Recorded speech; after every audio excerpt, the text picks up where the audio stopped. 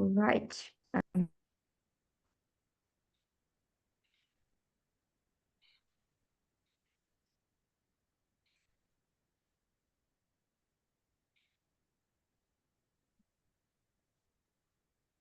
Thank you.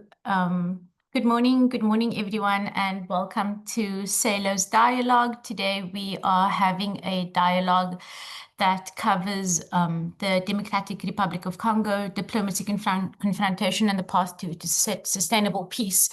And just before we get into it a little bit more deeply, just to note that the session is being recorded and then also live streamed on our Facebook page. If I'm not incorrect, can we just all make sure that our names and surnames are reflected as well? And then also just to note that the chat function is available should you have any comments or questions while the speakers are doing their presentations. So on that note, it's both an honor and a responsibility to convene this discussion today. I think we are sitting at a moment of rapid geopolitical change and then also a lot of renewed diplomatic activity in the Great Lakes region. Recently, a peace agreement has been brokered by the United States between the Democratic Republic of Congo and the Republic of Rwanda, which was signed at the White House in June. And it's placed this region in the spotlight, raising both hope and then also concern in equal measure. And so on the surface, the agreement and its accompanying regional economic integration framework does present an opportunity for stability, economic cooperation, and mutual development. The DRC and Rwanda have outlined collaboration across sectors, including energy, infrastructure, public health, and crucially, mineral supply chains. However, for many observers, particularly those within the region, this is viewed not simply as a peace agreement, but rather what some have called a mineral deal first and an opportunity for peace second. And so behind the diplomatic dynamics, there's a deeper conversation that really needs to be unpacked in this dialogue today. And so how much of this peace process is shaped by external actors and economic interests, and how much of it truly reflects African ownership and accountability? Can long-term peace be secured when agreements are signed in Washington rather than Kinshasa or Kigali, and when human rights concerns are seemingly downplayed? And so it does open up a series of questions. More troubling as well is also the broader context within which this agreement has emerged. And in a parallel move, Rwanda has also recently confirmed that it will accept deported migrants from the United States as part of President Donald Trump's mass deportation campaign. And so again, it does raise questions around the instrumentalization of African countries in US domestic agendas.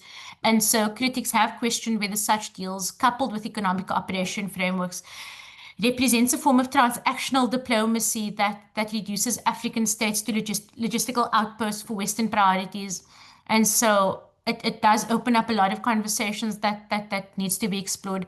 And so with that context in mind, today's discussion will focus on the current situation in Eastern DRC, a critical analysis of the US brokered peace agreements, the emerging regional economic integration framework, and then also the geopolitical lens and ethical implications of these engagements between the different parties, and then broader concerns around African agency, sovereignty, and justice. We are especially honored today to be joined by quite a powerful panel of voices with deep knowledge and lived experience, and then also commitment to justice and transformation. Our panelists include Julie Chibanda Mbaye, a legal expert and activist from the Union of the Young Congolese for Change, Mukenge Totoro of the same organization, and then, of course, Ambassador Mandisi Mpelwa, whose long-standing diplomatic career continues to enrich our understanding of peace-building efforts. And so at SALO, our mission is to foster inclusive dialogue that's rooted in respect for human rights, democratic values, and African solutions for African challenges. And so this conversation is not also just about peace between governments, it's also about justice for people, dignity for communities, and ensuring that the future of DRC is shaped with, by, and for Africans. So with that in mind, thank you for being with us today. And we hope that we invite you to engage fully in this conversation, question critically, and really reflect deeply as we begin to hope what can be a thought-provoking discussion. So thank you so much. Let me hand over to Ambassador Mpelwa. Thank you all. Thank you very much, Fawzia, and good morning to everyone. Um, I will sort of preface my remarks on the peace agreement with some key issues that I believe form an important backdrop against which we should examine the potential for success of this peace agreement. And I want to begin, by raising an issue which I think has been evident for a while. Can you hear me clearly? Yes. Yeah, and that is the issue of one of the realities of Eastern Congo being that of a weak state authority in that part of the country. And perhaps more concerning, an issue of the emergence of parallelism. In other words, the setting up of alternative or parallel government structures or state authority by the M23 in the areas that they control. And so in raising that, I'm raising firstly the issue that there is a major governance problem in the Eastern Congo. And there are a few questions to be posed in this regard, whether it is for a lack of will or effort on the part of Kinshasa, and whether there are objective factors that stand in the way, of or thwart the Kinshasa central government's efforts in this regard. Are there subjective factors that contribute to the central government's weak reach into Eastern Congo? Is the geographic reality of distance from Kinshasa a credible basis on which this weak reach can be explained? As one would imagine that for a country as large as the DRC, there would be other far-flung areas from the center, which is Kinshasa. One can just pick a few examples: the South and North Ubangi, the Lower and Upper Uele, Lower Katanga, Lomani and Lower Lomani, Tanganyika, Lualaba. These are all areas that, geographically are actually far from the center. So would the geographic reality of distance from Kinshasa be a credible basis to understand this weakness of state authority, or are there other factors in this particular regard? And perhaps a further question to pose is whether, as a country that shares borders with 9 other countries, are particular neighborhoods a distinguishing and material factor in understanding the volatility in Eastern DRC, involving Ituri, North Kivu, and South Kivu, which border Uganda, Rwanda, and Burundi, while Tanganyika, Lower Katanga, and Lualaba border Tanzania, Zambia, and Angola, respectively, in the south, and North and South Ubangi border Congo Brazzaville and Central African Republic, and Lower and Upper Uele, area regions border South Sudan in the north. So I raise those issues as a first point. And the second issue that I'd like to raise is that the particular areas of Eastern Congo that are characterized by extreme instability, ungovernability, and insecurity, and their neighbors, such as Uganda, Rwanda, and Burundi, are also characterized by deep-seated, intersecting, and contesting demographic, ethnic, and identity issues that assume extreme and existential proportions and result in fundamental political and power dynamics. So these are issues that we have to have, in the back of our minds as we examine the issues of Eastern Congo. And perhaps to elucidate a little bit on this point, the issues, for example, of identity-based majoritarianism vis-a-vis political and economic power dynamics in the case of Rwanda and Burundi. And also identity-based and unyielding perceptions between groups in the instance of DRC vis-a-vis the Banyamulenge people. So I raised that issue also. The Eastern Congo is also characterized by a complex military and security situation that is related to the preceding issues of weak governance and enduring ethnic identity and demographic issues. This complexity has several layers. An aggrieved Banyamulenge community that are dubbed foreigners in their own country by dint of arbitrary borders imposed by colonial powers and have resorted to arms. That's one element of this complexity. And another element is the political processes and commitments that through various iterations fail to address an essentially Congolese political problem. Third, the presence of Rwandan genocidaires or remnants thereof who fled to the Eastern Congo in 1994 and were constituted and organized under the banner of the FDLR, which is one of the issues that Rwanda raises as a threat to its own security by the Rwandan government. A further element that adds to this complexity is a perceived or actual presence of Rwandan troops who are said to be training, arming, abetting, and fighting alongside the M23.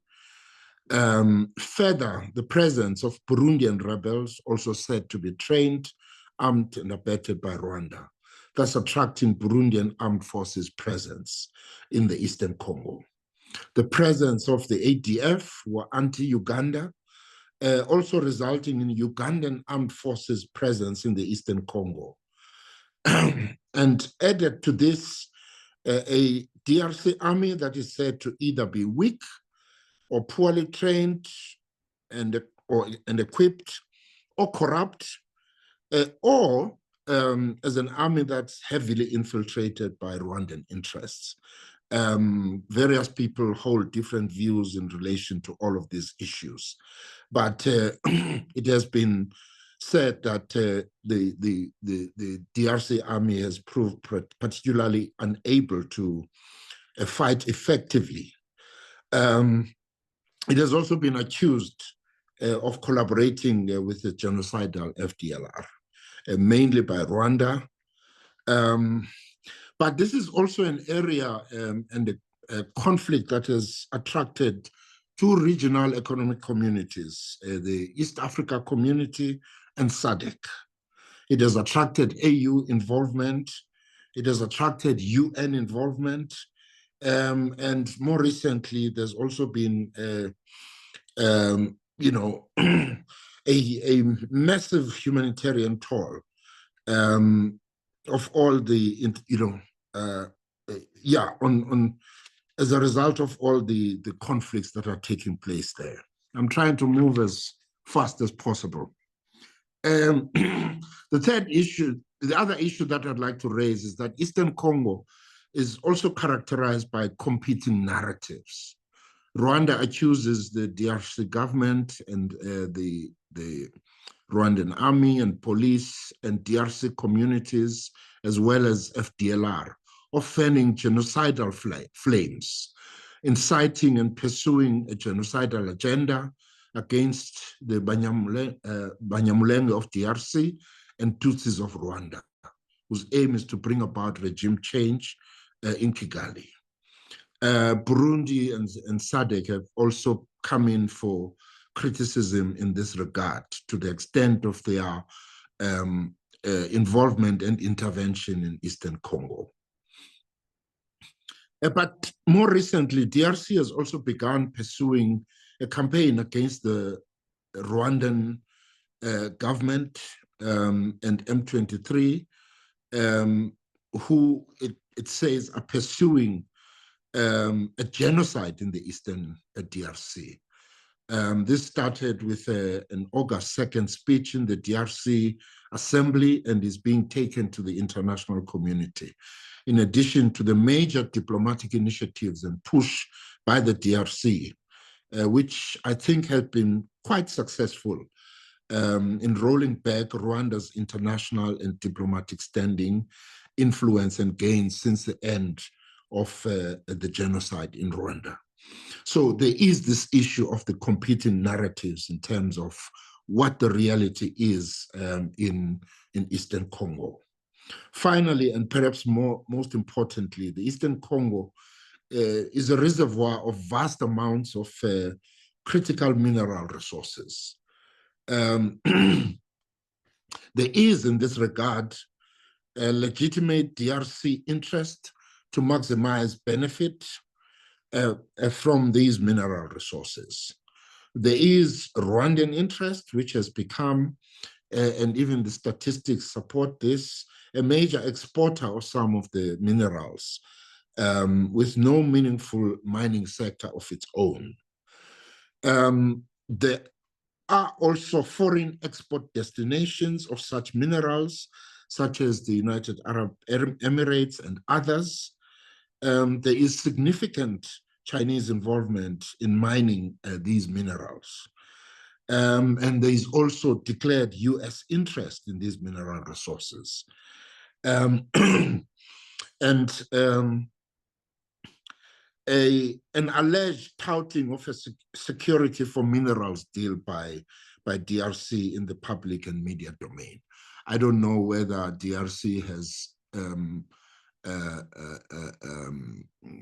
specifically, put out the deal in those terms, security for minerals. But these are all the issues that I thought important to put up as background issues against which, the peace agreement has to be viewed. Now, coming to the peace agreement itself, the peace agreement is between the DRC and Rwanda, without the parties that are actually doing the fighting, the M23 and the Congo River Alliance. There is, in this regard, a separate process that is taking place in Qatar. So what are some of the positive aspects of the peace agreement? In my view, I think the important issues that are raised in the peace agreement, such as the issue of recognition of territorial integrity and respect for borders as per OAU and decisions and the AU Constitutive Act. I think this is an important issue because with the conflict assuming greater proportions more recently, there has been talk of whether we are going to see a partition, so to speak, of the DRC, with parts of the Eastern Congo being carved out. So to the extent that the peace agreement explicitly refers to respect for the territorial integrity, of course, of both DRC and Rwanda, I think that's a positive aspect. Another positive aspect is the issue of the prohibition of support for hostile acts and armed groups, such as the M23 and the Congo River Alliance on the part of the DRC, of Rwanda, and the FDLR on the part of the DRC. And of course, this makes no mention of the other armed groups that are present, such as the ADF and the Red Tabara, which is pursuing its own agenda against the government of Burundi. So those are just some of the positive aspects. But there are doubtful aspects, which I'd also like to bring up. The issue of repatriation of the FDLR, even if it is dismantled, can they be forcefully returned to Rwanda, as it seems to be the expectation of Rwanda? And in this regard, I mean, we know that there are UN conventions that determine, whether people could be forcibly removed from one country back to their home country. There is also an FDLR that is now demanding direct talks with Rwanda. Is this something that Rwanda would agree to? And what is it that would satisfy Rwanda and result in lifting of its defensive measures or withdrawal of its forces? So I raise that as one of the doubtful aspects. Secondly, being mindful of the Doha process, where the government of the DRC, as well as the M23 and the Congo River Alliance, are having negotiations. Being mindful of that, would the DRC commit to unconditional engagement with the M23? Because this is something that they vehemently indicated that they would not do. Can they do so unconditionally? And could they commit to the integration into the armed forces and police as stated in the peace agreement, while these are seen as proxies of Rwanda? Would the M23 and the Congo River Alliance agree to disarm without full and unconditional integration? And in this regard, what is it that would satisfy the DRC government on the one side and the M23 and the Congo River Alliance on the other side? So this is the second area that I raise under the doubtful aspects. Third, while noting the recognition of UN agencies and MONUSCO and the establishment of the Joint Security Coordination Mechanism, is there a sufficient level of trust between DRC and Rwanda for these UN agencies and the Joint Security Coordination Mechanism to be effective with regard to the processes of disarmament, demobilization, reintegration, and stabilization, as well as the return of refugees, IDPs, and humanitarian assistance? A fourth, does the peace agreement address the fundamental political and power dynamics flowing from the aforementioned deep-seated, intersecting, and contesting demographic, ethnic, and identity issues that assume, as earlier stated, extreme and existential proportions? And does it address itself to the contesting narratives that I also referred to earlier? The peace agreement is also silent on the many armed groups in the Eastern DRC, such as the ADF and the Red Tabara and others, and thus the overall pacification and stabilization of the region. So, having raised all of these issues, I am aware that in Appendix A of the peace agreement, there are stated objectives to deal with these issues that I've raised as doubtful elements, but they are in the appendix, not in the main body of the peace agreement. Let me also just raise the last 3 points. The peace agreement also talks to the issue of regional economic integration. And the first issue that I raised when I started my talk was the issue of governance. And I'm asking whether this regional economic integration aspect can be achieved without addressing the governance issues, given that there is a need for orderly economic development of the Eastern DRC. There is a need for orderly management of the mineral resources. There is also the need for management of the multiple interests in the Eastern Congo's mineral resources.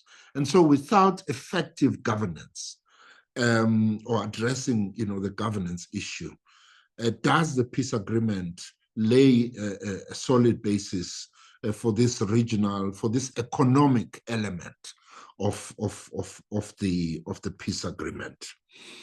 And I also raise the issue of the peace agreement in the context of the absence of the African Union the regional economic communities, and the UN-adopted principle of primacy of African institutions and initiatives in dealing with African conflicts and security problems.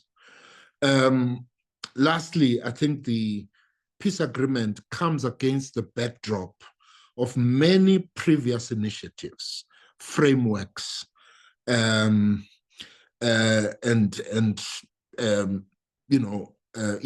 other initiatives to stabilize the Eastern Congo. And so the question has to be asked, whether this particular peace agreement stands a chance for success, where the other agreements and frameworks have actually failed. I mean, you would be aware that there's actually a framework that is more than 10 years old that sought to address all of these issues that I've spoken about. There's also more recently been the Luanda process. There has been the East Africa Community process. So there have been many initiatives and efforts to try and stabilize the situation in Eastern Congo. And perhaps, to the extent that this is a US brokered peace agreement with stated objectives, which I think are explicitly mentioned in the peace agreement. For example, the issue of US investments and US companies' involvement in extraction of these mineral resources. Is this something that could be a precursor to perhaps deployment of American forces in order to ensure that the objectives of this peace agreement and the interests of the United States in the mineral resources in DRC are realized?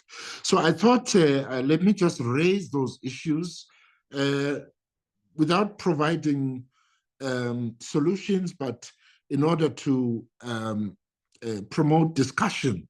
I thought that it's important for me to raise these issues and to say we have to look at the peace agreement against all of these difficult and complex issues in the Eastern Congo and against the backdrop of many failed initiatives to pacify the situation in Eastern Congo. I think I should stop there for now, and I will participate in the discussions. Thank you very much.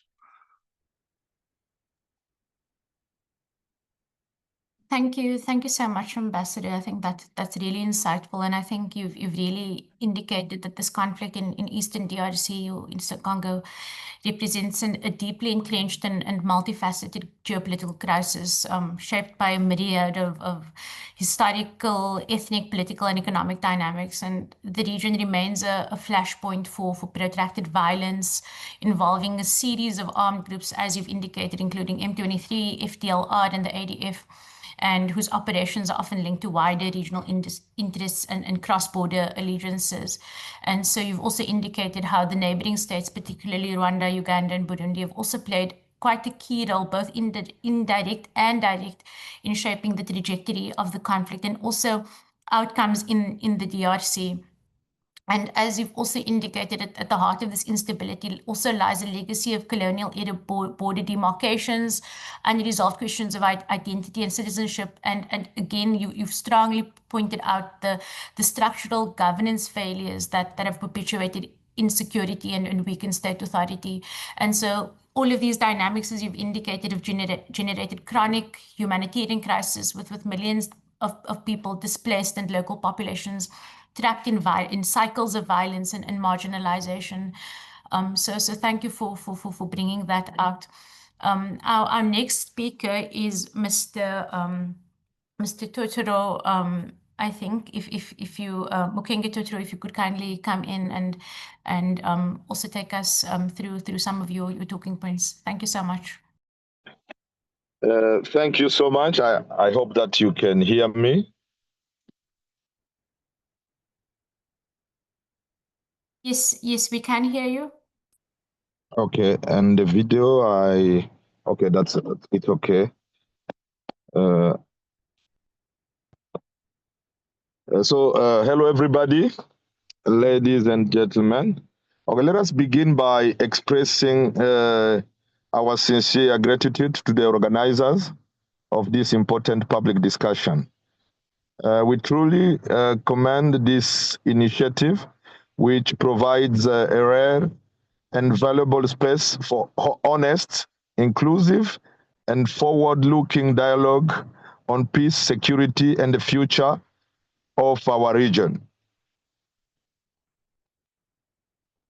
The video, is it necessary?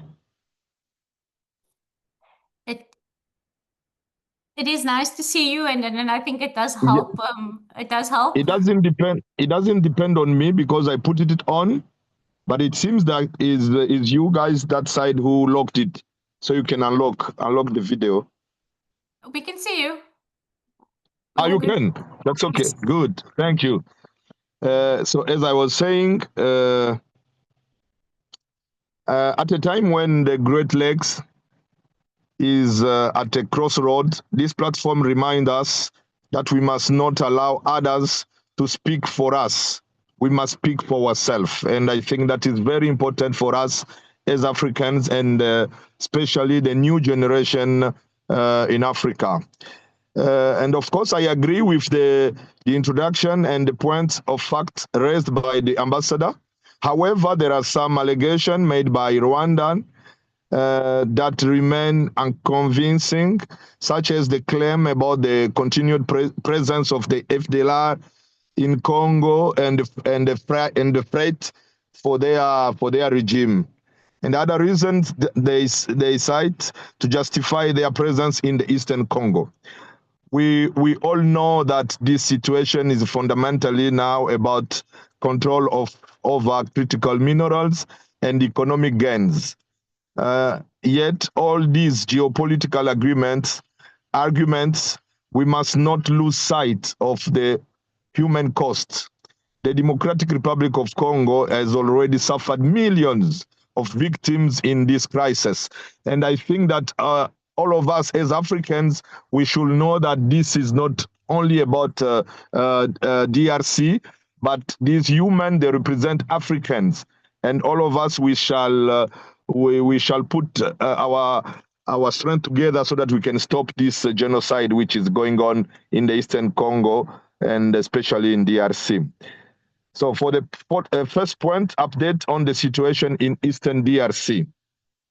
This situation in Eastern DRC remains highly unstable.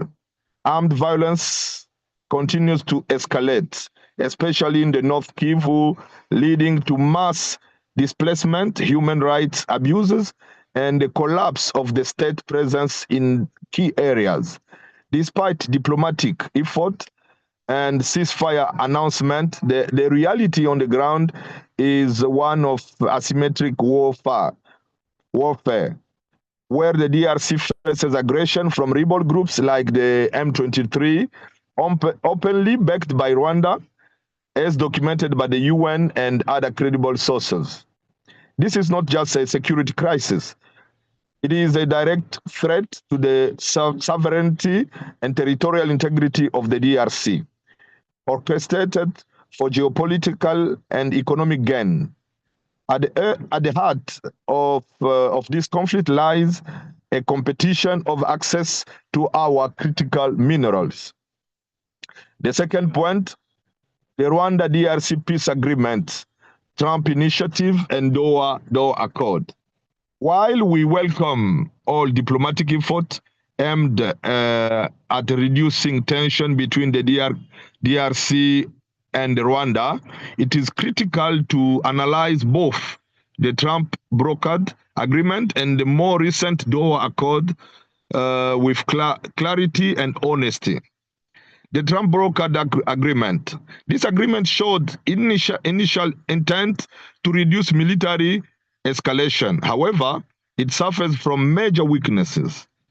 First point, it fails to identify the M23 as a party to the conflict.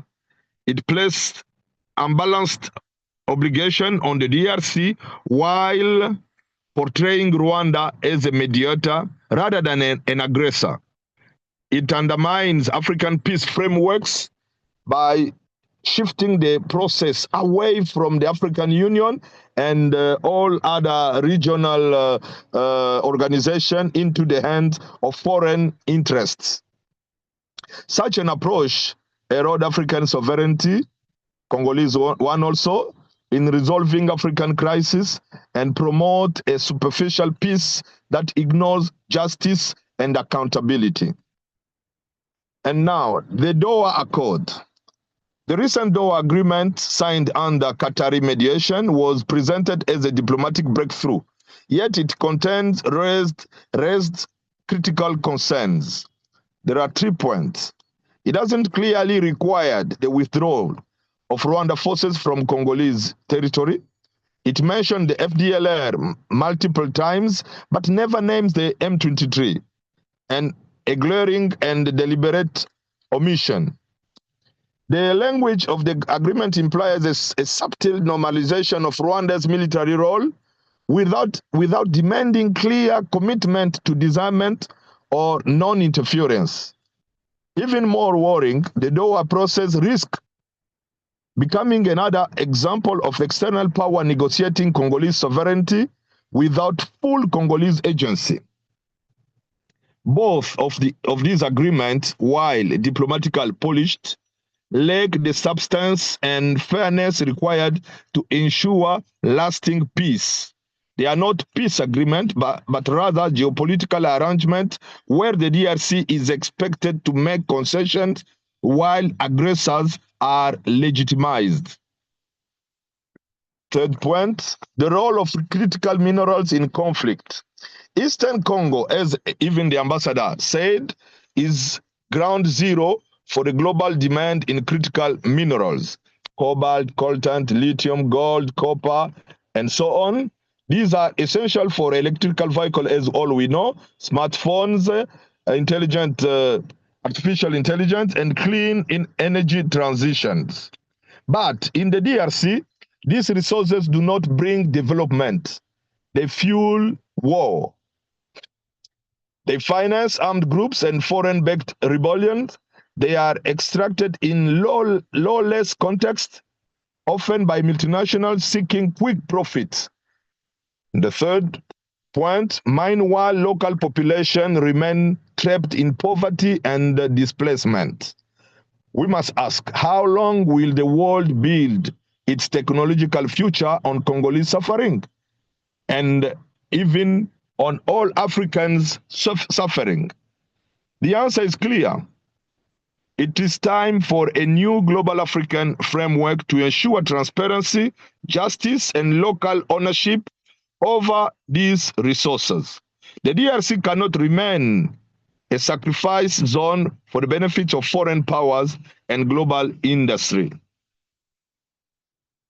Now, the role of the new Congolese generation and even the African new generation cooperation. We believe that the Congolese new generation are more broadly the African and the Great Lakes new generation, and even the African continent must take responsibility for shaping our own future. Our generation can no longer wait for external solutions or allow our fate to be decided in foreign capitals. We must work together with Africans and South Africans across borders, Rwandans, Ugandans, Burundians, and beyond, to build a new regional order based on trust, justice, and shared development. Peace and progress in Africa will only be sustainable if they are designed, owned, and defended by Africans themselves, without foreign interference or exploitation. Let us build alliance, connect our expertise, support one another, and commit to a long-term vision of Pan-African solidarity and sovereignty. This is not only possible, it is urgent. In conclusion, as Congolese new generation, we firmly believe that Peace cannot be achieved at the cost of national humiliation. We reject any form of imposed silence or forced submission, disguised or as diplomacy. True and lasting peace in the DRC and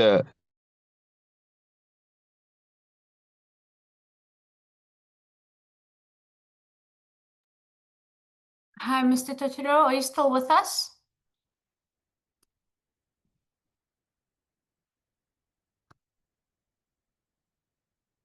Hi.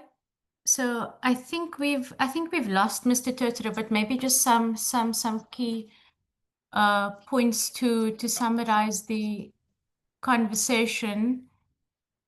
So Mr. Totoro highlighted some critical aspects of the conflict, just, that the situation still remains highly unstable, with escalating armed violence, and it's fundamentally, in his view, about controlling critical minerals. These recent peace agreements, brokered by the United States or Washington, have significant weaknesses, and also noting that the human cost of this conflict is immense, with millions of victims. And so I think noting that what Mr. Totoro has indicated is that, this conflict underscores asymmetric warfare, where the DRC faces aggression from remote groups such as M23, which are openly backed by the Rwandan government. The conflict is not also a security issue, but also a direct threat to the DRC's sovereignty, orchestrated for geopolitical and economic gains, particularly to access critical minerals essential for global technological and energy transitions. And so these diplomatic efforts that have taken place recently, including the Trump brokered agreement and the Doha Accord, while it appears constructive, suffer from significant limitations. These agreements fail to comprehensively address the root causes of the conflict and do not clearly require the withdrawal of foreign forces. And it also risks normalizing military interventions without ensuring full Congolese agency. The fundamental challenge remains that creating a sustainable peace framework that prioritizes justice, accountability, and the protection of human lives over geopolitical and economic interests still remains. Mr. Totoro, we lost you for the last 2-3 minutes, so I'm not sure if there's anything else you'd just like to close on that point, and then we can hand okay, over yes, to yes, I can just finish. So at the fourth point is where you lost me when I was talking about the new generation. I think so. Indeed. Okay, good. As we said, I mean, this is the most important thing that we emphasize on, to say that in order to have this lasting peace, not only in the DRC, not only in the eastern part and even the region, but in all Africa, we must build actually and prepare the new generations, all of them in Africa, in all countries, to help themselves and to start to think with the vision of peace, with the vision of cooperation, instead of seeing things with the vision of fighting. And as I was saying, let us build alliances, connect our expertise, support one another, and commit to a long-term vision of a Pan-African solidarity and sovereignty. This is not only possible, it must be an agenda, an agent's agenda. So in conclusion, as a Congolese new generation, we firmly believe that the peace cannot be achieved at the cost of national humiliation. That not only in the DRC, but also not in Rwanda, not in Burundi, in Uganda, in South Africa, and so on, in all countries. We reject any form of imposed silence or forced submission disguised as diplomacy. True and lasting peace in the DRC, in the region, and in Great Lakes region, and in all Africa, will require a strong and Republican army, loyal to the people, capable of defending the sovereignty of each country. Firm political leadership to expose international double standards and demand accountability. And most critical, the restoration of, if we are talking about Congo, of Congolese control over our strategic resources in the service of our people and future generation. This is not just a Congolese struggle, it is an African awakening, and the time is now. I thank you all. Thanks. Thank you so much, Mr. Totoro, and so I won't reiterate my responses, but again, thank you for your remarks, and just now we'll be going on to our next speaker, which is Julie Chibanda Mbaye. So Mr. Kevin Bozabi will be translating for Ms. Mbaye. So can I kindly just call on both Kevin Bozabi and Ms. Mbaye. Thank you so much.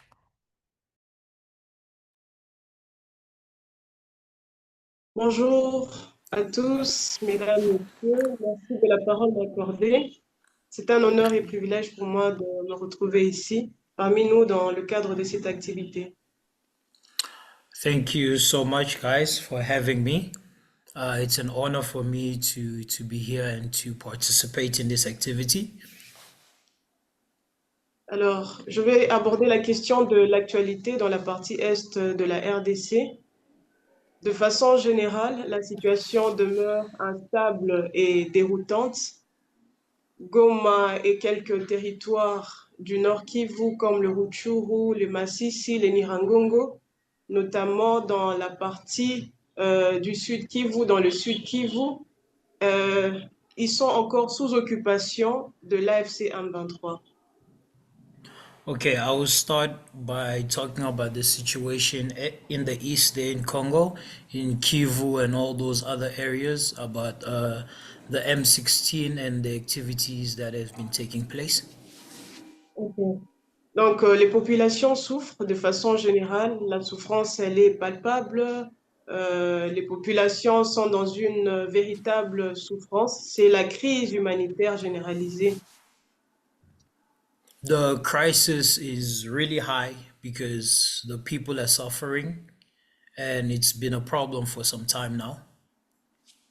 Il y a la psychose, il y a l'économie qui est paralysée. On entend chaque jour qu'il y a des morts. L'insécurité, elle est vraiment récurrente et palpable. We have psychological problems, suffering, and all that. It's really immense here.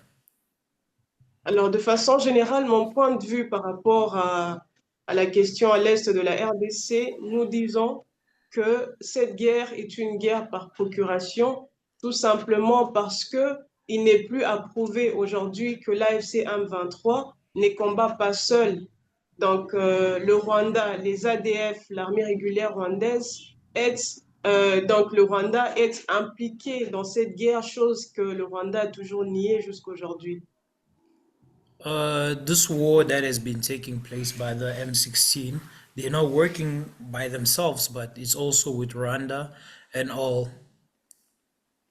Ok.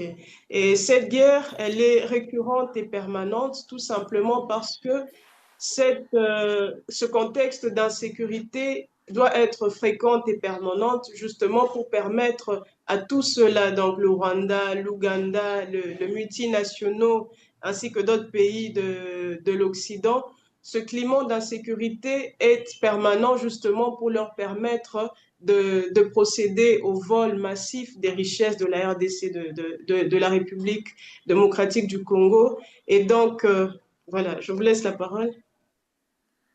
Okay, because it's a big war this side. It's very massive, and it's been taking time, or it's been there for a few years or a lot of decades right now, and it's really massive because it's affecting a lot of areas there in the east and in Congo in general. L'AFC M23 a aujourd'hui, l'AFC M23 aujourd'hui a atteint un nombre assez important de nouveaux combattants. On parle de 3 à 5 000 nouveaux combattants. Donc, ce sont pour la plupart des jeunes que l'AFC M23 a recruté de force justement pour pouvoir combattre à ses côtés. The M16 have a lot of members there. I think about 5,000. It's a lot of youth people that have joined this battle to bring suffering into the DRC. Certes, ils ont été ralentis dans leur élan d'arriver jusqu'à Kinshasa, grâce bien entendu aux accords, à l'accord de Washington et au processus de Doha. This peace treaty has taken place because of the intervention of Washington, D.C. Mais la réalité sur terrain, elle est tout autre, malgré ces différents accords, parce que jusqu'à ce jour, on continue de parler de mort, on continue de parler des attaques meurtrières, on continue de parler des affrontements entre deux groupes armés. Up until today, we're still talking about murder, we're still talking about people suffering, and it's been going on for a lot of decades right now. D'aucuns pensent sincèrement que tous ces accords, particulièrement l'accord de Washington, a plus de raisons économiques et que ce n'est pas vraiment la solution pour rétablir la paix en République démocratique du Congo. We hope that this peace treaty that comes from Washington, it's more to help in general, especially with the finances and all, and not just for its own benefit. Voilà pourquoi aujourd'hui, vous allez voir que le processus que la SALO avait commencé à entreprendre, la SALO et l'Église protestante, c'était justement parce qu'ils veulent mettre en place un mécanisme qui va véritablement rétablir la paix dans notre pays. This is why the Senko group and the Protestant church have taken action that will bring peace into our country. Vous entendez parler du pacte social pour la paix, c'est justement, c'est aussi ce que nous pensons qui va véritablement aussi être en appui pour retrouver la véritable paix en République démocratique du Congo. We hope that with this peace treaty that will bring peace into our country, which is the Republic of Congo. Au départ, on a eu comme l'impression que l'FC M23 ne comprenait pas trop le processus de Doha. On a parlé de cessez-le-feu, même l'accord de Washington, mais justement, comme on l'a dit précédemment, sur terrain, la réalité, elle est tout autre, mais de façon générale, nous espérons véritablement que tous ces accords vont permettre à l'issue de la paix ou à obtenir la paix dont nous avons besoin et dont la population a véritablement besoin. We're hoping that this peace treaty will really bring peace that we've been searching for a long time now, and that the peace will come sooner rather than later. Voilà ce que je pouvais résumer en quelques lignes. Je vous remercie pour votre attention. I thank you so much. Now I'm going to go back to my other activities. Thank you so much for having me. Thank you so much, Ms. Mbai. I think you've given us quite a good testimony that highlights the profound humanitarian crisis in Eastern DRC, characterized by extensive suffering and again complex regional dynamics. And you know, as you've noted, while the Washington brokered peace treaty does offer potential hope, there remains significant skepticism about its ability to genuinely change the deep-rooted challenges facing the DRC. Thank you. So our speakers have now concluded. So if we can take some hands, and then I'll just, there has been a comment in the chat from Mr. Ashraf Patel. The Democratic South Africa has long been involved in Congo's peacemaking since the 1990s Sun City talks, etc.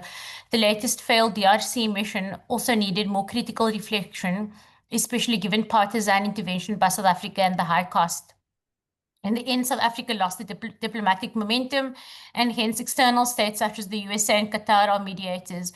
Again, AU and SA are on the sidelines currently. Please reflect on this.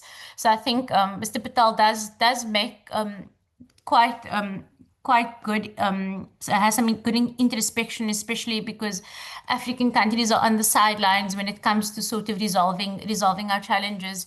I see my coach is back, so Mr. Mundudzi Mutandiri, I'm officially handing over to you. Thank you so much, everyone. Thank you, Fozia, for steering what I think has been a brilliant session and quite important inputs from the panel. And I just want to continue with where you left. I thought what Mr. Patel put on the chat is quite important. But what I saw as well, which I would want the ambassador and Mukenge to touch on in their responses, we see strongly that Qatar and the US are leading with what they are calling a peace and economic deal. And when SADC was in the DRC, we kept hearing very little publicly about the economic aspect to this war. Could it be that SADC's approach and the AU in general's approach to resolving conflicts is not holistic, it's piecemeal, and the thinking that military solutions are an end in themselves, is that maybe a strategy that that SADC has been deploying? I was hoping that the SADC leadership, especially the colleagues at SADC that have been working in the DRC, would be part of the meeting. I see that they are not in, but I know that there is a lot of work that SADC has done. But the difference in approaches, at least in a public sense, with what the US and Qatar are doing and what SADC and the AU have been doing, I think needs more scrutiny. And Ambassador Mandisi, I would want you to really help us unpack this. What could be the issue? And I also think so. So I'm taking time as I'm waiting for hands to come up, so that the speakers can also join in. I think for those of us who are working on the DRC, there is an important report that has just been released by the Sendri Group, which I think I'll try to get my colleagues to share with you on the chat. But I thought that it has some important nuances around the developments around the peace deal itself. And it's difficult for me to call it a peace deal. I think it's, as the Americans refer to it, it's a peace and minerals deal. It's a peace and minerals deal, so to speak. And I don't know if any one of my colleagues can be able to share with that. I think I've put that on the WhatsApp group. But also to get a sense from Kenke, I listened to your intently. I wanted to get a sense of the national discussions around the deal or the agreement as led by the Americans. Do we have any sense of, as civil society, as citizens of the DRC, platforms for the discussions around what this would mean for you and all that, but also engagements with the other peace platforms? We know that there are several platforms that have been built, including by SADC. There is that group with elders that are facilitating. All these processes that are pushing for dialogue, for an agreement, connected in some way. So that's a question from Kenge, but also for the ambassador. Do we have a connection with the peace agreements? The Americans, are we talking to them as SADC, as AU, as they push for this deal, or it's just the DRC and Rwanda and I know that Julie touched on the social impacts, and she kept repeating that we really hope that there will be peace. We really hope that there will be sustainable peace. We really hope that there will be this. And I think that from the Sendri reports, some of the things that I picked, which are quite interesting, is that Rwanda has, up to today, brought in 12,000 troops into the Eastern DRC. And that's massive and possibly explains why the SADC intervention military could not really bring the sanity that we hoped it would. And that nearly 8 million people are displaced. And that's really massive. It's always important for me to put the human side of a war, because when we talk about it, it appears like it's just abstract. But there are people that are involved, their lives that are being wasted, and thousands have been killed. And that in itself, in a way, demands that the regional body, the African Union, take a much more concerted efforts to end this war, not just in the DRC, but across the continent.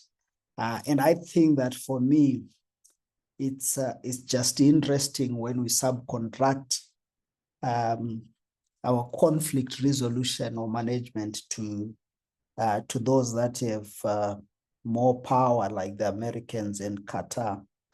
And what does that imply in terms of where we are going as a continent? So yeah, I see Ate's hand is up. Ate, can you come in? And then I see Sephora's hand is up. I also saw Loazi's hand was up earlier. Can you briefly just come in and Ate? Atengos, you are muted. Yes, thank you, Comrade Manzosi. I wanted to just ask comment and just comment and maybe just ask two questions with regards to I mean, this applies to all the speakers because now one of the key aspects or one of the key observation is the fact that now we've got a different kind of initiative, which is driven by the Americans and Qatar. What does that mean about the existing mediation and peace and security architectures that exist in Africa? Does that mean that they've not been useful so far in addressing the issues of conflict? Secondly, I think in the previous workshops, we've emphasized the fact that probably the role of business in terms of driving some of the conflict issues that we're facing requires an engagement with the private sector in terms of how it can address these issues. Because if we're speaking about critical minerals, then those, they go into the private sector and they continue to be in the market, but the conflict on the ground continues and people are suffering. So what would be the role then of the private sector within the African continent to try and facilitate what you have indicated as a new kind of an approach in this mediation process, where we were speaking not only about ending the conflict itself, but also looking at how do we infuse that with the role of minerals as one of the key drivers of the conflict. Thank you. Thank you, Com. I think a very clear question. Sephora? Thank you, Manjotsi. My question is a follow-up on what was put on the chat group and and the issue you raised about the involvement of the SADC and the AU. So obviously, my questions, like I said, it's what's the relationship between the two, etc. But I think what was very striking for me listening to Ambassador Mandisa is that we're talking about a situation today, we're talking about DRC, but I think that the context of what he's saying goes beyond DRC. And what I was hearing, and the ambassador can clarify, that in the African continent, we're still very reliant on peace initiatives, interventions, whether it's in the form of a peace accord or a summit or whatever it is still very Western driven. And for me, I think that that's a critical issue we can raise, because today we will have this discussion about DRC, tomorrow we'll have the same discussion about Sudan.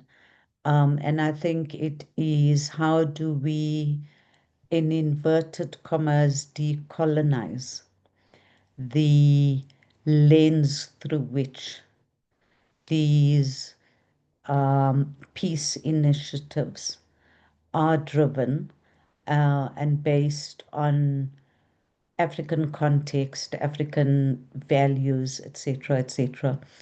It also raises for me the point that whatever data we kind of rely on for a lot of this is again driven by Western data metrics on what would constitute conflict, what would constitute poverty, what would constitute, etc.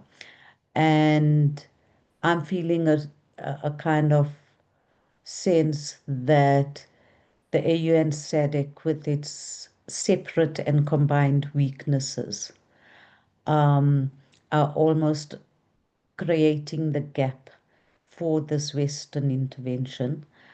I think the role of the UN institutions in peace and security, the UN's Peace and Security Council, has shown, not only in Africa, but I think the most topical issue worldwide in terms of Palestine, that it ultimately is what I would describe as a toothless body, a talk shop, and that no matter what the UN Security Council says, it can be overridden by the United States. So I think we're talking about much deeper systemic issues, and some of them dating back to colonization periods. And how do we position ourselves in the global space around African, global South, economically marginalized countries and peoples, and what constitutes peace in that context. I hope I'm making sense. Yeah, I certainly think you are putting very pertinent issues on the table, and I would want to hear Ambassador and Mkenge and Julie, if she's still in, their thoughts as well around how do we place ourselves in this ever-evolving and clearly an emerging new geopolitical space. What's our role? But especially to issues that pertain to us as Africans in particular, and generally the global South. How do we decolonize some of the perspectives that we have always used to measure ourselves, the metrics we have used to measure ourselves, used to drive solutions for the issues that we face every day. Lwazi. Right. Thank you so much to the panelists. Thank you so much, Munjosi, and to SALO and to Fozia for steering the ship for today. I have three things to highlight, right? The first and foremost is the aspect of African agency in this entire scenario. Donald Trump was called on by President Tshisekedi to intervene in the current situation and crisis in December last year. The manner of intervention itself has been defined by American interests. And in this instance, how America itself is seeking to shape the global context for it to be a more transactional global order, it will largely shape how peace and security arrangements are organized going forward. And when we deal with issues around critical minerals, we see the same pattern emerging where this transactional arrangement, not necessarily the values and basis of the Human Rights Charter and the human right and the UN system were devolved on, have become the primary premise of engagement in the international system currently. So we see the similar trends when Trump is proposing peace agreements with the Russia-Ukraine, where it becomes a negative peace agreement as a transaction for critical minerals from the Ukraine. So we're going to see similar trends manifesting in Thai geopolitics, where now transactional politics becomes the order of the day. And now what do we do as Africa? When we have set up our systems in line with the UN, the UN Charter, and the UN Peace and Security Architecture, which premises morality and international law as the foundational premise for our engagement. And here we find ourselves in a situation where the international system is incongruent with the rules-based system itself. And this is an active means by those who design the international system to now dismantle it as they see it as not fitting their own ends. So we as Africa now need to start thinking, and how do we reform our continental institutions to be more aware of this new reality of international engagement? And how do we now create the critical resources for us to carry out the peace and security initiatives, including post-conflict development and creating having Africa itself as a guarantor for post-conflict rehabilitation and trade and development in line with the African Continental Free Trade Agreement. However, whether or not there is necessary political agency within the continent, and whether certain actors within the continent, especially at head of state level, see a greater integration of the region and the continent, and for creating of greater institutions within the continent beneficial to their own political ends domestically, is another question altogether. So I would like for the panelists to unpack what sort of reforms will be necessary in future intervention processes that will not result in such a negative peace arrangement, where it's essentially a critical minerals arrangement for security guarantees, but rather a more comprehensive issue where we deal with the fundamental issues of conflict, but especially realizing now we've entered a transactional phase of geopolitics and international relations. Thank you.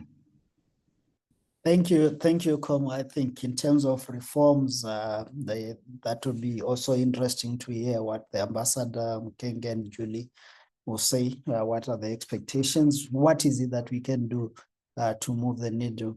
And I think that before we take more hands, I want to go back to the panel. And of course, we started with Ate's question around the role of the private sector.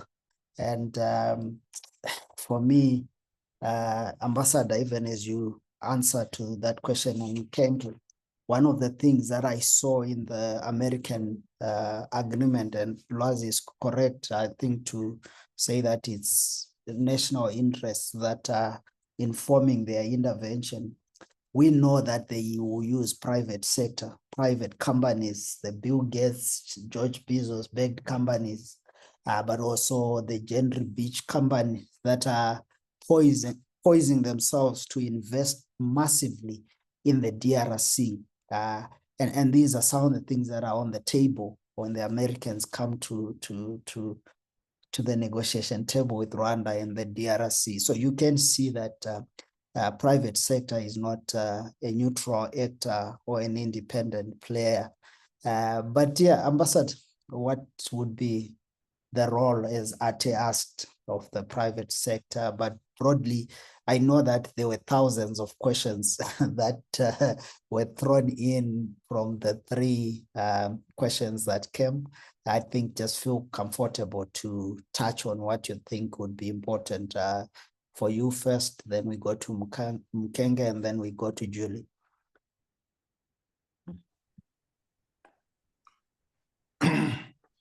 Well, thank you very much to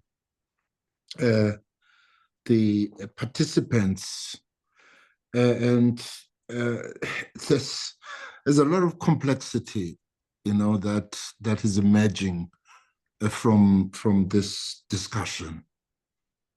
And you will recall, just on the particular question that you have just directed me to, of the role of the private sector. I mean, it is quite explicit in the agreement itself when you go through it, that the objective here is to bring in American investment and American private sector involvement. And one of the issues that I raised, in my talk, given, the dire situation, the instability, the many failed initiatives, the many armed groups that exist in Eastern Congo, and of course, the issue around the critical mineral resources, is whether, this objective of bringing in American private sector entities and American investments may be a precursor, to the deployment of American troops, given, the situation that exists in Eastern Congo, and that with the issues I raised, that made me to raise some doubts about, whether the peace agreement itself would produce the peace. I mean, I raised the issues that relate to Rwanda and the FDLR. I raised the issues that relate to the DRC and the M23 and other groups and countries that have interests. So I, raise that question, to shine a light on whether, the absence of peace may be something that could ultimately, result in deployment of American troops in order to protect and ensure that the interests of American private sector entities and investments are protected, and if such, were to materialize, would it be something that would be done in a manner that favors,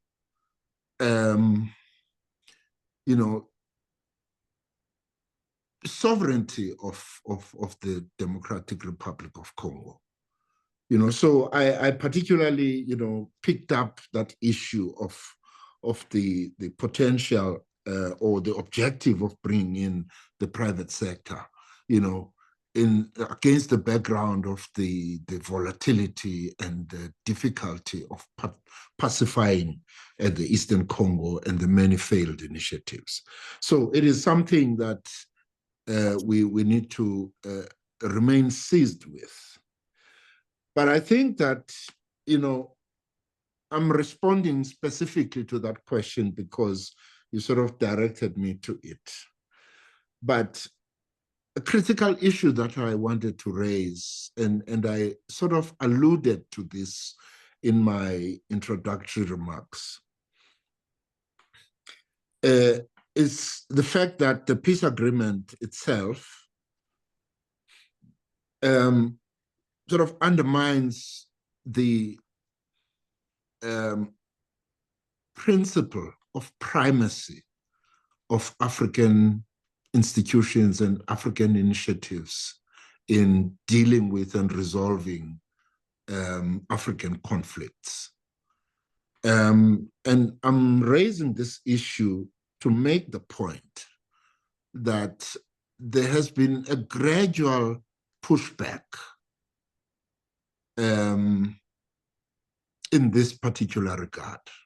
I mean, we remember a time, and this is the period, following the establishment of the transition from the OAU to the AU, the coming into place of initiatives such as NEPAD, the African peer review mechanism, and so on. In the UN, there was also, a push which I think was successful in getting the UN and even the UNSC to accept that primacy needed to be given, to African institutions and initiatives in resolving African conflicts and security issues.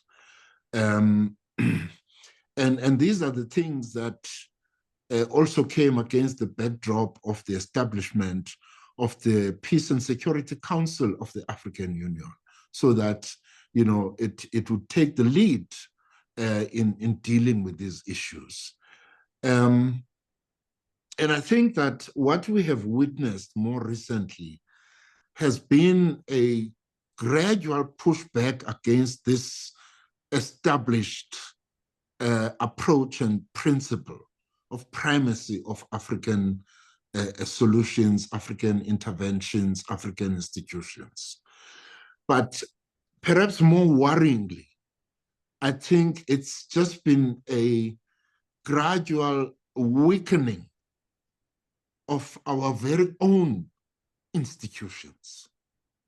Because as these things happen, as the situation deteriorates in Eastern Congo, as the fighting, takes place in Sudan, you ask the question, where is the African Union in all of this? And we tend to see the preponderance of these external interventions in these conflicts, which are essentially African. So the pushback against that principle of the primacy of African interventions and institutions, but also a weakening of our own institutions. So what I think we need to begin to look at is Loazi, asked how Africa recovers from this.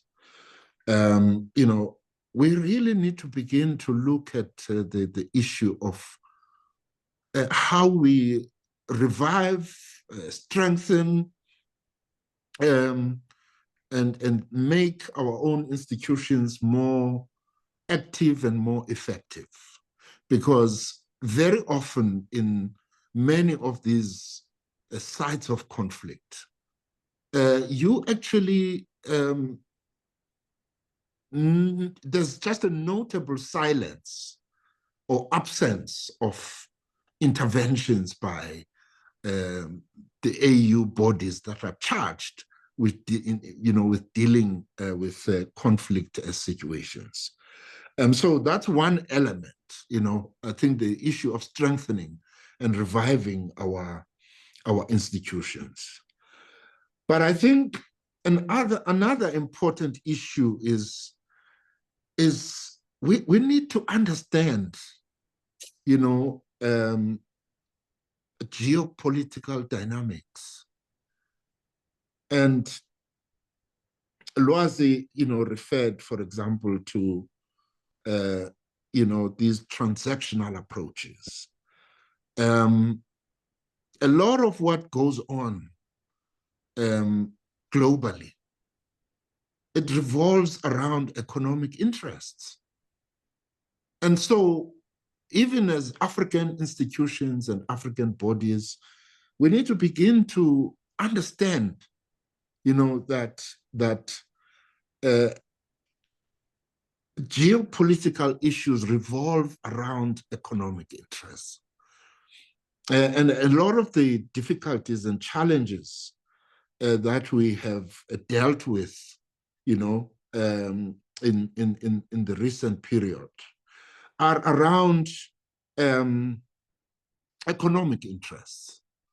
And so until we begin to engage with and understand those issues, you know, we shall forever perhaps be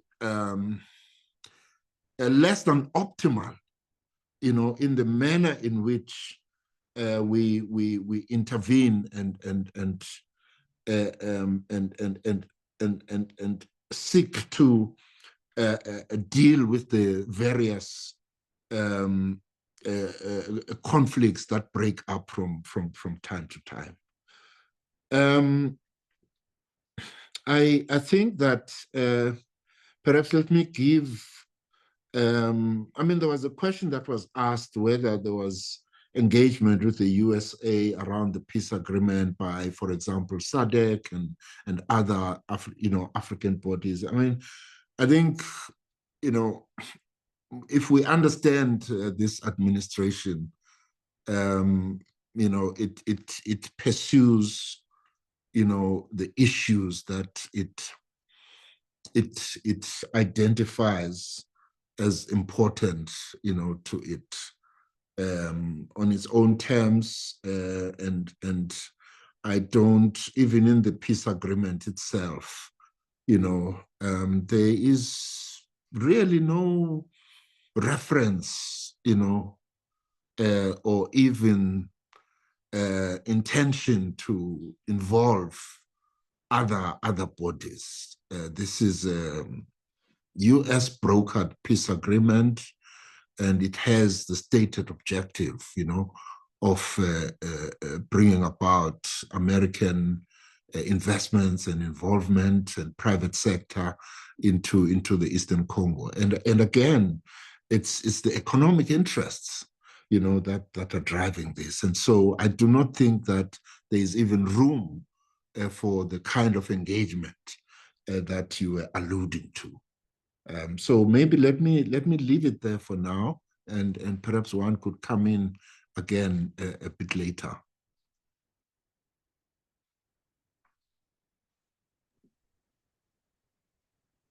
Yeah. Yeah, thank you, Ambassador. I think that was quite comprehensive, but also, yeah, it's deflating because it really shows that we need to rethink our approaches, and I'm wondering what the role of citizens in all this mess could be, because clearly I think that to build sufficient political will at the highest level in the continent for heads of states to find each other will be very difficult. I want to quickly move on to Mkenke, and I won't choose questions, but I just want you to reflect from the inputs and the questions that were inside some of the inputs that were given by by those who responded. Please, can you just come in and highlight to us? I think key among some of those things from me was the level of discussions.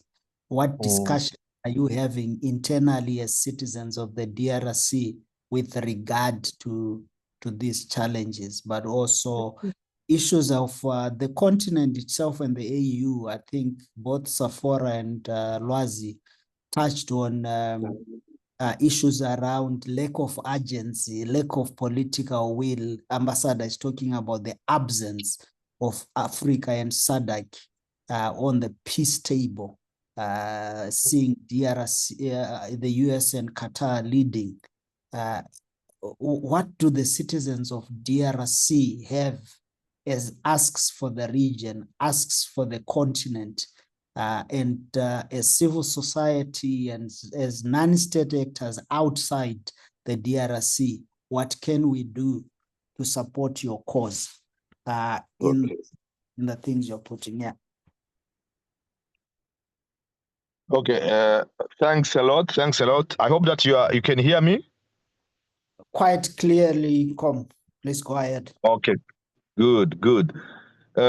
Actually, I'm the happiest man today to participate in this discussion. Actually, and I'm very happy as we are all Africans and we are actually quite.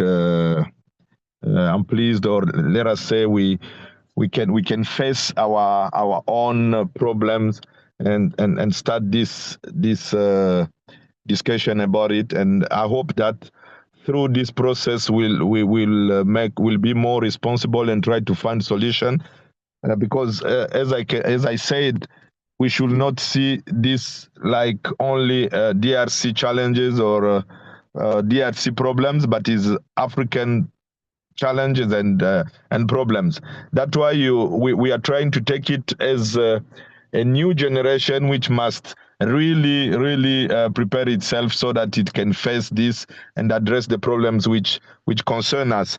I'm very pleased with the intervention of the ambassador, and I'm quite I agree in most of all he addressed, because he questioned the African Union responsibility in all this. As you said, this is also the sense that us in the DRC we are trying to see, even though we are aware that is our responsibility as a people, but we question also the role of Africans and even of other countries about this problem. It is quite how can I say it, it tried to put us like to be irresponsible when we see that the solution of African issues, they are talked abroad. As you know about Lumumba, who's one of Congolese leader for decolonization, he said that the history of Africa and the history of Congo should not be written in other capitals. But this is what we are doing 60 years later. So you can see that this is a major problem of our generation, but this is a fact.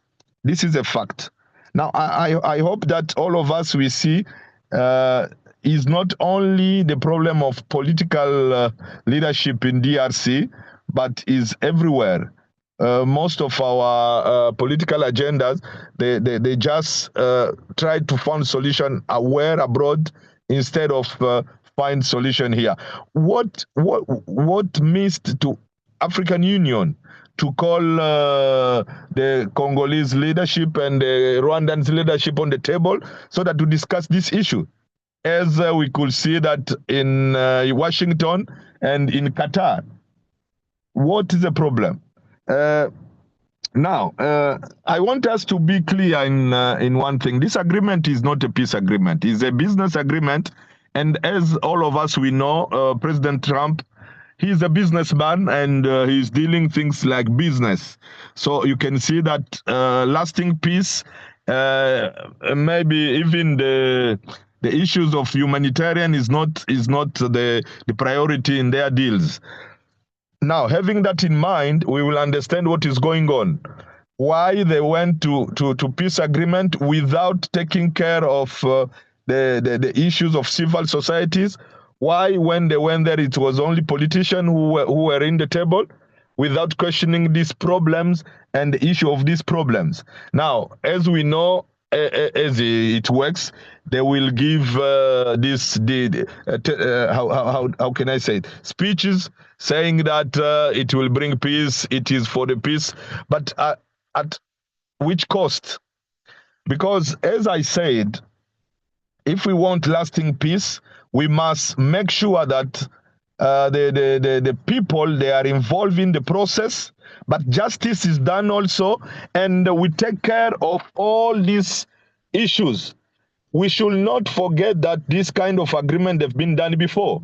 They've been done before, but because the priority of the people was not in on the table.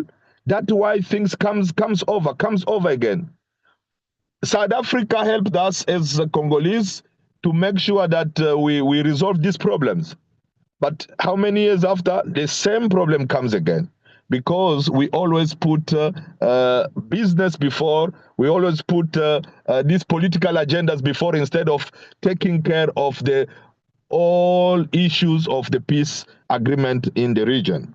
Now, you said in the internal agenda, what's going on, what the people are saying, the civil society. I can assure you that this is one of one of the problem of this of all those two agreements, because they were only political on the table, and not all politicians, only the majority and the business, either in Washington, either in Qatar.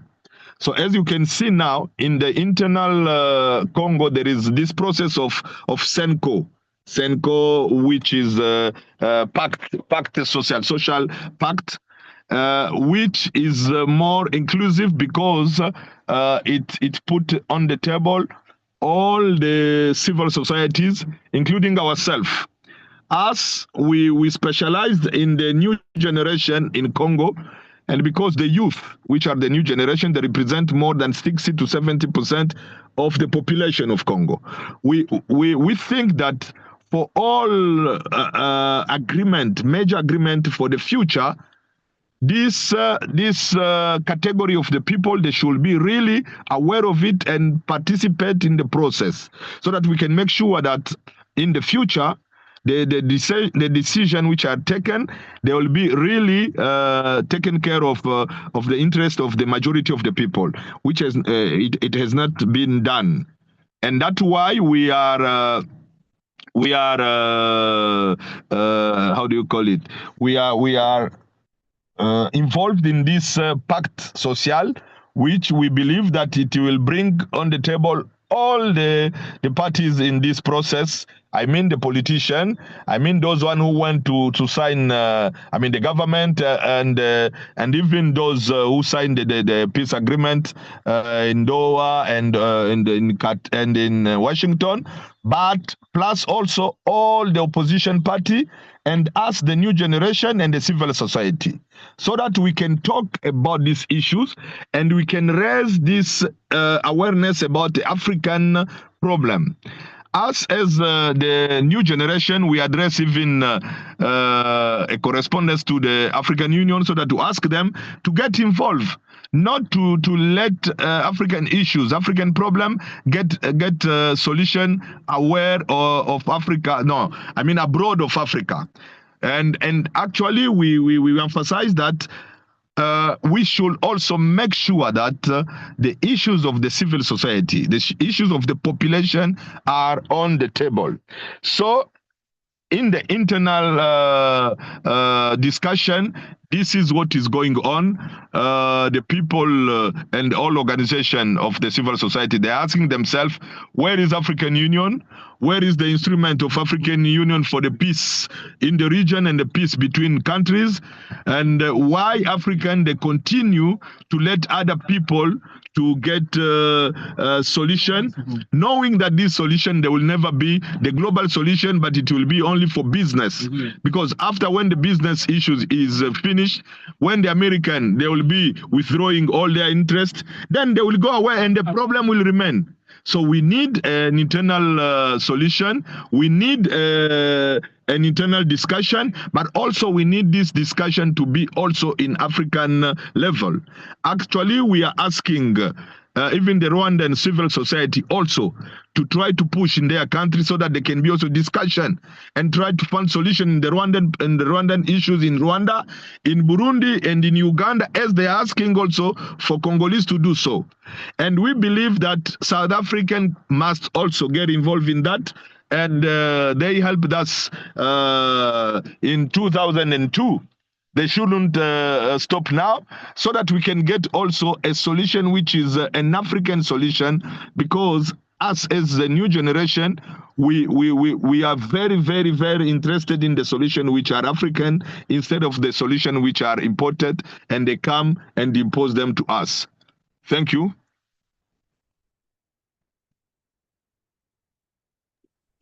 Thank you so much. Thank you, King. I think very solid presentations and responses. The issue that people have to be at the center of the future we are trying to craft, I think, cannot be overemphasized. And I think that that's one of the things that in terms of the interactions we have as non-state actors with the political leadership of this continent, is to impress that without the people at the center of the negotiations, the discussions, and also non-military solutions, civilian approaches to some of these things, we are unlikely to have sustainable peace and long-lasting peace as a continent. So we'll continue to move in circles. And I think that the work you are doing on the ground and also the efforts to reach out to civil society, non-actors in Rwanda, in Burundi, in Uganda, would go a long way in ensuring that the Great Lakes as a region has a lot of other voices that are saying we need to get our acts together. Julie, I wanted to see if you are still here to respond to some of the inputs, to react to some of the inputs.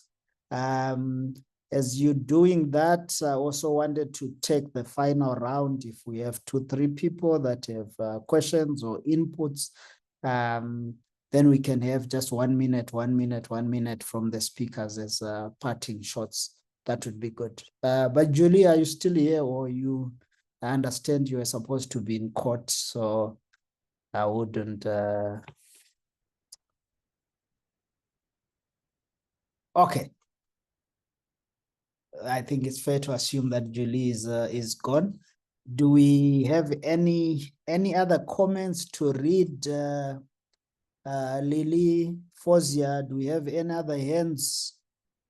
Colleagues, any? Read from the chat if you'd like. Yeah. If they are chats, that would be good. If there are questions on the Facebook platform as well, that would be good. But also colleagues that are here, what are the things that we have not put on the table that you think needs to be on the table, even as we build into the next DRC discussions, but also other colleagues that are here holding discussions around the DRC. What else can they be looking at in terms of discussions and all that? So those who want to say something, please do raise hands. If you are unable to raise hand, just unmute and come in. But in the meantime, let's have Lily go through some of the comments if we have. Okay, so from Ashraf Patel, regarding African agency, a review is needed on mechanisms. I think it was referencing a previous contribution. Regarding African agency, a review is needed on mechanisms such as NEPAD and the APRM frameworks that need evaluation on the effectiveness. Also, many AU and NEPAD programs are donor funded and hence have northern agenda in shaping norms, etc. A new model is needed. And then a comment from Loazi Somia.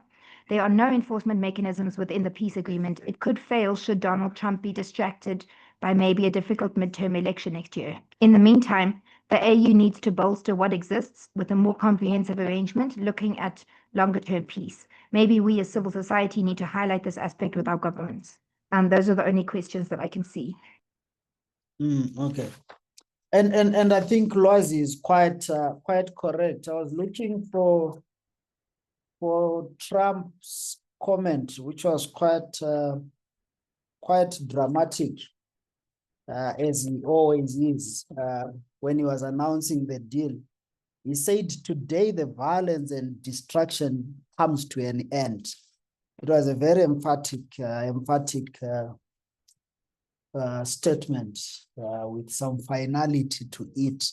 But as Mkenke, Julie, and the ambassador took us through the processes that are unfolding, nothing has materially changed in terms of the conflict dynamics on the ground.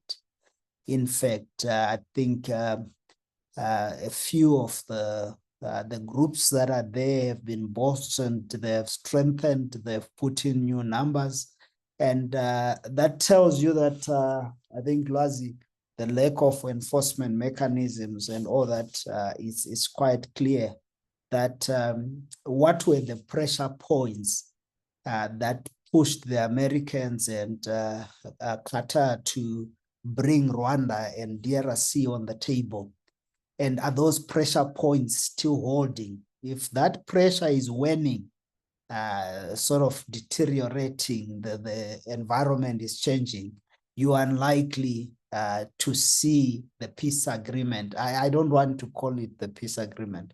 The minerals agreement, I think Kenge puts it correctly. It's a business agreement. It's a business deal because that's how President Trump operates. And the bigger question, which I hope that in the absence of questions, we can have as Ambassador Mukenge give their final remarks, is really about, I think someone posed a question that why would it be easy for America to summon the DRC, the Rwanda leadership to come to Washington, but the SADC, the East Africa community, the AU, are unable to summon the same colleagues. Even if they do, they are unable to move materially in terms of finding a peace agreement to bring them to Addis, to bring them to Botswana, to bring them to any of these places and say, guys, this is our continent, this is our story, this is our narrative we are building. Can we resolve these issues? And why would it be, we are willing to easily resolve those issues in the capitals of Washington. And I think that President Lumumba was quite on point, that we should not allow our stories as Africans, our future, to be written in the capitals of the world, in London, and because it's clear that we are so easily convinced that that's where solutions come from. And so the question, even as we end, is the SADC mediation teams, the AU mediation efforts, the ambassadors, the former presidents that have been appointed to lead some efforts around agreements. Where are they in all this noise? What is SADC doing? The agents that has been talked about. How do we, from our own spaces as non-state actors, help or recreate momentum around the agents to resolve some of these conflict challenges in the continent? It's not just the DRC. Today we are discussing the DRC.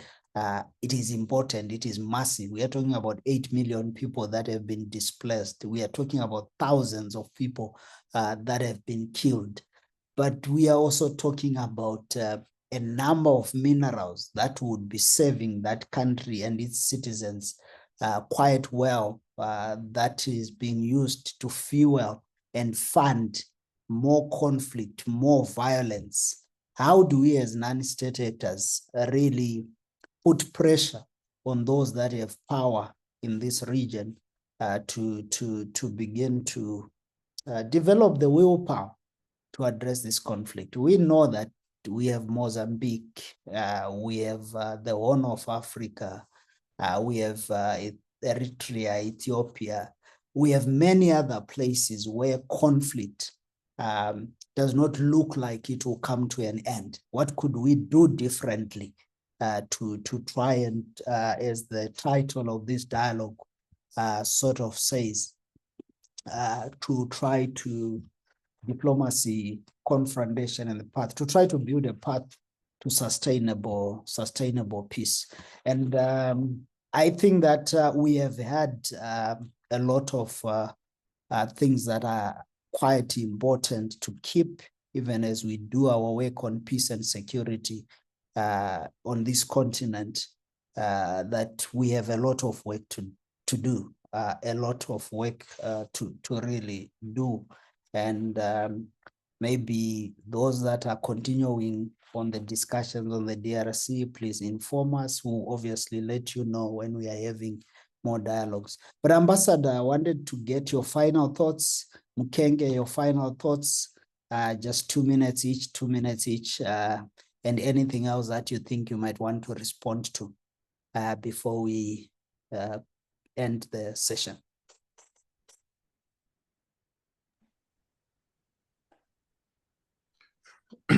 Yes, thank you, Mjozi. There are a few points that I'd like to raise.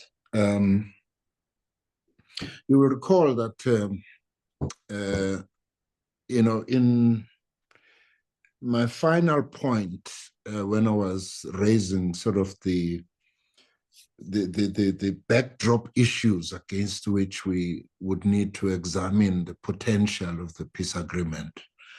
The last point I raised was the issue around the critical mineral resources. And importantly in that regard, I raised the issue of the need for the DRC, the legitimate need, for the DRC and its interest to maximize the benefit from that. I mentioned the issue of the Rwandan interest, which has become a major exporter of some of these minerals, even though it doesn't really have a meaningful mining sector on its own. I mentioned the issue of the export destinations. These minerals find their way to capitals, I also mentioned the significant involvement of Chinese in mining these critical minerals. And so this is something that in the context of this US brokered peace agreement, we really need to see this picture, what is this going to mean? The fact that you already have significant Chinese involvement in mining some of these minerals, and you are now, having this agreement which is aimed at bringing in, significant American private sector investments and entities into the same space. And this is part of the geopolitical contest that is there between the two largest economies in the world today. And so managing, all of those interests, I thought that the issue of governance, I said, you cannot manage all of those interests, those multiple interests, without addressing the governance issues in Eastern Congo. And so this is an issue for the DRC. And can the DRC be in a position to address those issues without addressing some of those fundamental political, issues that relate to a particular community within the Democratic Republic of Congo? I would be interested to hear the view of Mukenge, in this particular regard. This is a community that is the Banyamulenge, who are, associated with Rwanda, but because of how the borders were determined, they fell on the Congolese side.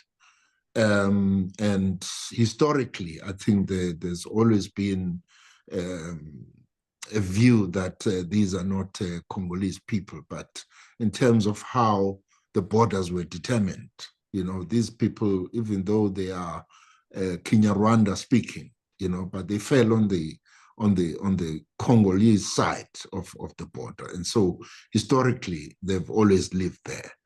And when I look at the numbers of that particular community, is it so difficult, to resolve the issues that relate to this particular community in the Congolese, sense? Because these things are related. The politics and the governance issues ultimately lead to the military and the security, and instability problems. So I would like to hear Mukenge, in this regard, and how they see the issue of this particular community, that is in that part of the Congo, and the fact that it is not such a large community. If I have the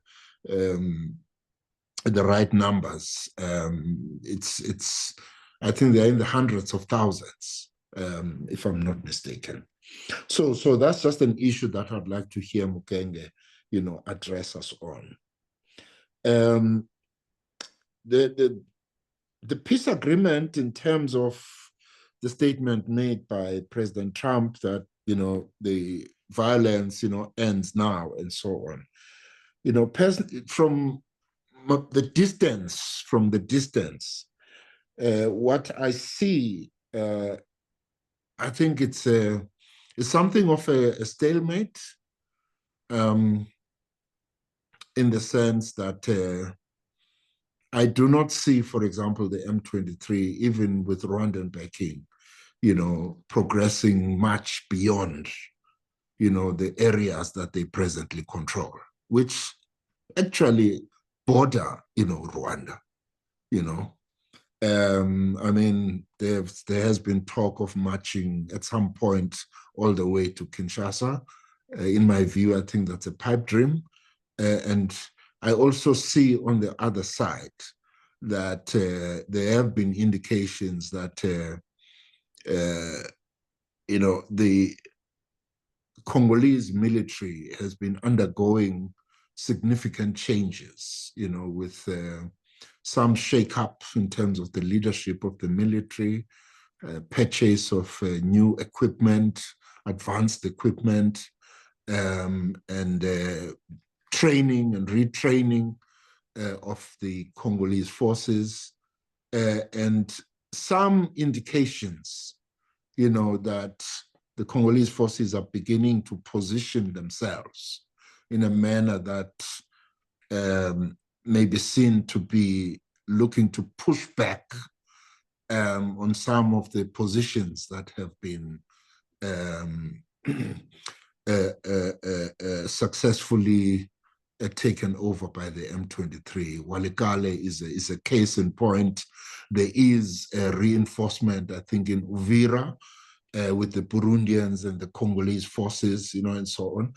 And so, whilst currently you could say that there's a stalemate, but there also does seem to be potential, for going on the offensive against the M23, in terms of the positions that they currently occupy.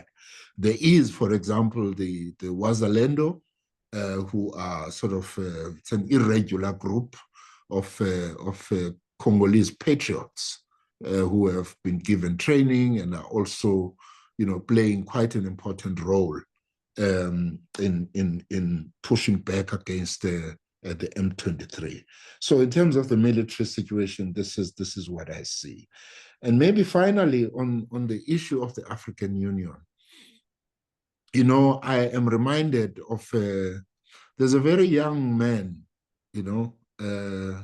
he's not even a man, he's a boy, who goes by the name or under the banner of Raise the Voice of Africa. He's called Mr. President. I'm not so sure where exactly he comes from, but one of the things he was saying was that when I get the opportunity, to attend, the AU summit, which sits in Ethiopia, I have one question for the leaders of Africa. What have you been discussing all of this time? to the extent that, many African countries are still fighting, one another. And I'm reminded of this, which I was just listening to from TikTok, but it really speaks to the issue of the level, the extent, the quality, the depth of engagement among African leaders. I think that is another issue that needs to be addressed.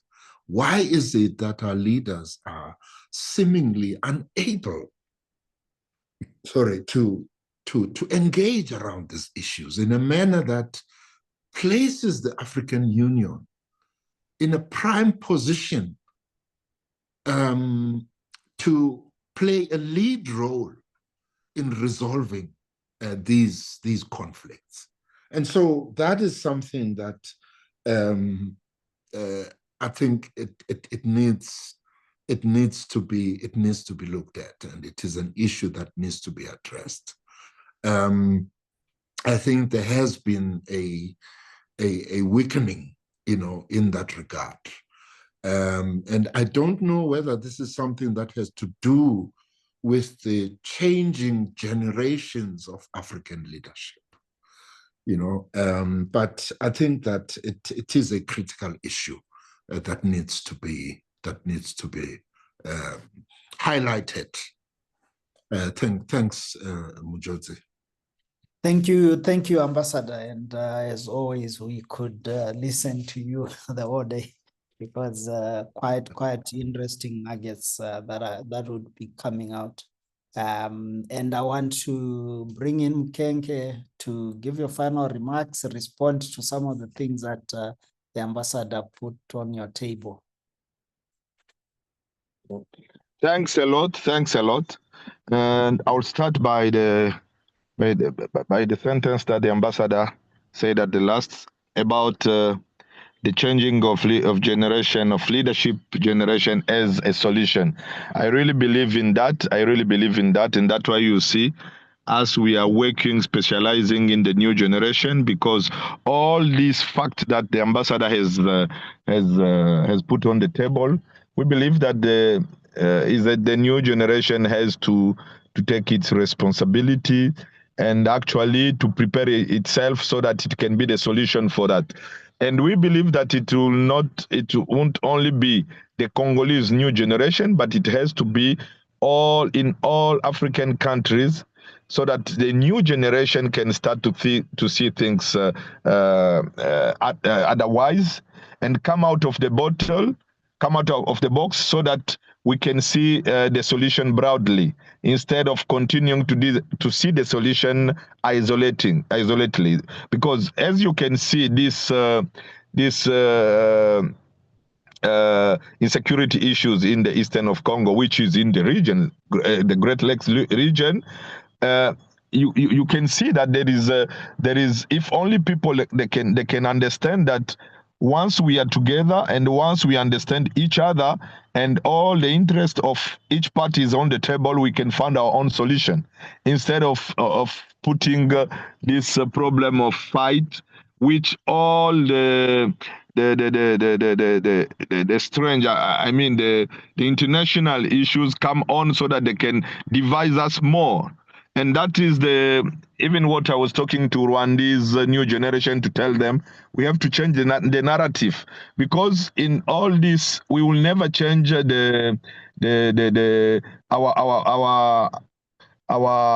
countries. We will always be together. So why to continue to fight instead of taking solution? But I believe that the new generation has to start think about that, and that's why this discussion is very important, to make sure that we as African, we start to exchange and to put the objectives about the development, instead of the isolate, to think about ourselves only, our interest, instead of putting in the global issue.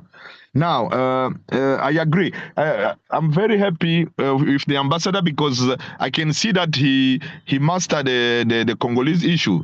He knows most problem of Congo, and And I'm pleased of that. Now, about the question that he asked about the Banyamulenge issues, because that is one of the major problem of this war in the eastern part. I would like to emphasize that myself, I'm from that part. I'm from the eastern part, and actually, we are neighbors with the Banyamulenge, and I have many friends from that ethnic group. But now we shouldn't. The problem about the international view of the problem of Congo, they just take one problem among all Congolese problem, because the Banyamulenge in Congo, we have more than 450 ethnic groups, and all of us, we are minorities. It's not only Banyamulenge which is minorities. Most of ethnic groups are minorities. Now, the problem comes at what time? Because now the Banyamulenge with the frustration, which are facts, we can't say that there is no frustration. They were not frustrated. But we should not say that they are the same. Because if you know the problem of Congo, you can see even this in Bandundu now. Actually, it's near Kinshasa. There is a Mobondo problem, which is an insecurity which is coming on also. Is between the ethnic groups which are there, and they're fighting for the land also. They are Wumbu and Teke. And what is interesting in this issue is that the Wumbu ethnic groups, they come from Congo Brazzaville. I mean, they have ancestors that side. So now they were fighting them because they came here and they took all the land, which they believe that it belongs to them. And this is another problem which is in the western here in Bandundu. Now, the specifically problem of Banyamulenge is what is because now when they pose their frustration, they get instrumented by the Rwanda, because them also they have ancestors there in Rwanda. So this is the main problem of the Banyamulenge. And as you can see, you know how is Congo. The Banyamulenge as an ethnic groups, they are represented in all level of the country. Actually, when we came from the Sun City, they had one vice president. In the government, they have. In the army, we can't say it is the only ethnic group which has many officers in the army, and so because of that, you understand that is not only about the frustration, but is because they've been used by the international interest to destabilize their own country. Now, the ambassador asked, what is our view as Congolese because of, according to this problem. Us as Congolese, the constitution has already answered this question. For us, Banyamulenge, they are Congolese as all of us. They are Congolese as all of us. And we live with that, and we agree, and actually we can get with these issues. But now, the main problem is about themselves, because it's themselves which led themselves to be instrumented with the international agenda, and especially the Rwanda agenda and the Uganda agenda. And that is what makes them in the internal discussion to be pointed as non-patriot, as people who brings problem in Congo. So I think about that, it must be clear that in Congo, legal framework has already solved this problem of who is Congolese. That is no more an issue. But now the problem is between the ethnic group of Congolese, which one is more used by the international interest to destabilize their own countries. And is where you'll see that the Banyamulenge, and not only the Banyamulenge, because in the south Kivu, there is also other ethnic groups approach to Rwandese and the Banyamulenge. If you can see the M23, the major, I mean the more than 50% of their army is them.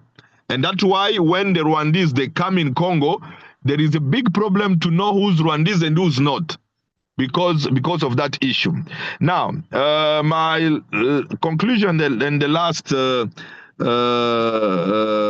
speech, or what I can say and what we think as solution, us in the internal Congo, we believe that the new generation must take its responsibility. It must prepare itself so that they can start to see their problem and found solution on their by themselves on their and then we require and we demand, we ask for all Africans, and that is a specific recommendation that I'll tell us as a table of discussion, so that we can, as African, understand that the problem is in Congo concern all of us. The stabilization of Congo concern of all of us for the development of Africa, of Great Lakes region, and of Congo. So we all of us concerned with that, and we must really help Congolese, help the new generation in Congo, so that to find solution. And for Africa and Africa leadership to tell them that is a shame that 50 years, 60 years of our own independence, we can be unable to find solution on our problem. We can be unable to bring to the table all the leaders who are against the development of Africa, or who are fighting even the sovereignty of countries, and let them to be manipulated by the international interest, business interest, which doesn't profit to African and to the development of African. So we must decide to accept one another, and we must decide to take our responsibilities as a generation and make sure that we organize ourselves, we prepare ourselves, so that to solve the African problems in Africa, and the Congolese problems in Congo, and Rwandans problems in Rwanda, Ugandan problem in Uganda, South African problems in South African, and not let again the agenda of international business come to undermine us and undermine our development and the future of our people, the future of our younger generation. Thank you. Thank you, Mkenge. Thank you so much. I think that it's quite clear that the issues are complex, quite complex, and they will need a generation, Mkenge, of young people that are informed, that are aware of the complexities, that are politically conscious, and have a clear agenda of where they want to take Africa to. And I hope that you continue to move on that path of conscientizing each other as young people, and really taking your generational mandate. I think it's important. Ambassador, thank you so much. As always, quite important to have you on these platforms. Julie in absentia, thank you so much. Fozia and the team behind SALO who put this together, thank you so much for bringing this dialogue. I see one of the important voices on the situation in the DRC. Freddie, good to see you. I hope that we'll have you in the coming dialogues as a speaker, but always good to see you. I want to thank our partners, the Rosa Luxemburg, who obviously move with us to make this kind of dialogues a possibility.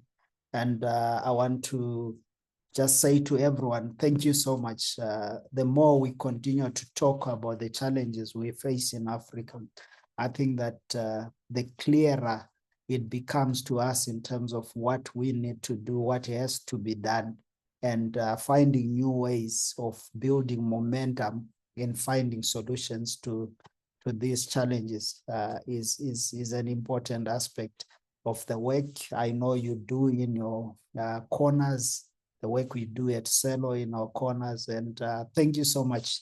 Enjoy the rest of the week and have a restful weekend. until we meet again on another dialogue. Thank you. Thank you so much, and goodbye. Thank you and goodbye. Thank you and goodbye. Thank you.